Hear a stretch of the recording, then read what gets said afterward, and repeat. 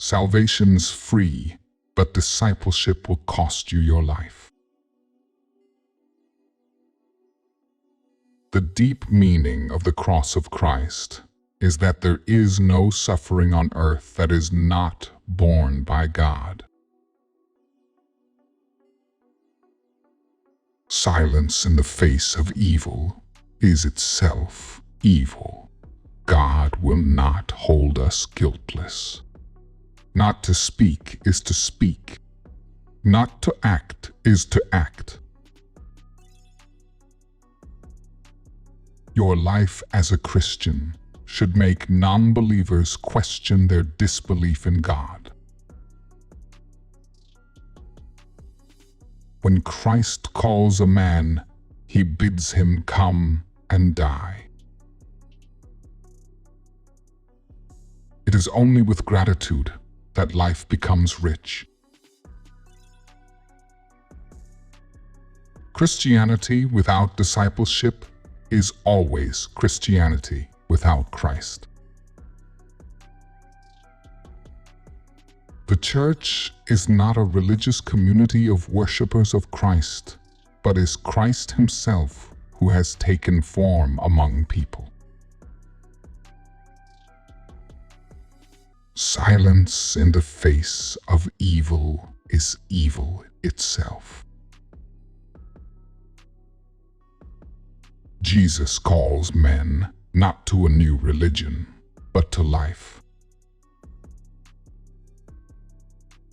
Faith without works is not faith at all, but a simple lack of obedience to God.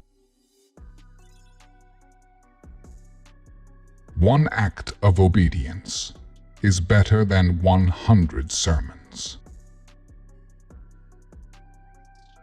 The cross is not the terrible end to an otherwise God-fearing and happy life, but it meets us at the beginning of our communion with Christ. When Christ calls a man, he bids him come and die.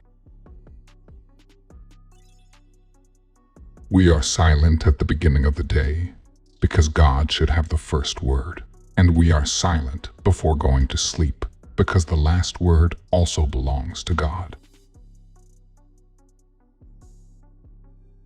We are not to simply bandage the wounds of victims beneath the wheels of injustice. We are to drive a spoke into the wheel itself. It is from God that parents receive their children, and it is to God that they should lead them.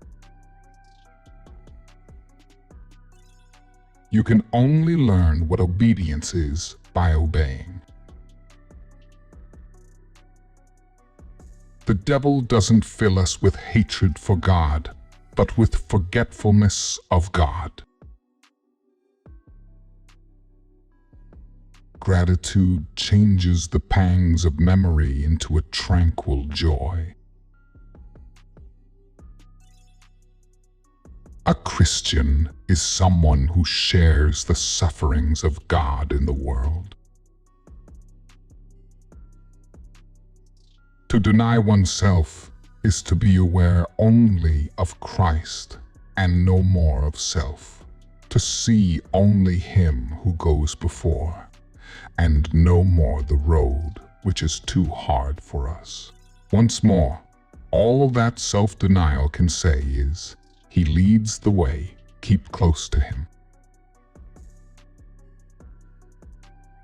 Christian love draws no distinction between one enemy and another, except that the more bitter our enemy's hatred, the greater his need of love. Be his enmity political or religious, he has nothing to expect from a follower of Jesus but unqualified love.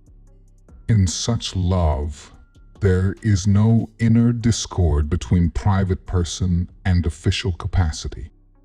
In both, we are disciples of Christ, or we are not Christians at all. If you believe, take the first step. It leads to Jesus Christ. If you don't believe, take the first step all the same, for you are bidden to take it. And if we answer the call to discipleship, where will it lead us? What decisions and partings will it demand? To answer this question, we shall have to go to him, for only he knows the answer. Only Jesus Christ, who bids us follow him, knows the journey's end. But we do know that it will be a road of boundless mercy. Discipleship means joy. Is there some part of your life which you are refusing to surrender at his behest? Some sinful passion, maybe, or some animosity, some hope, perhaps your ambition or your reason. If so, you must not be surprised that you have not received the Holy Spirit, that prayer is difficult, or that your request for faith remains unanswered.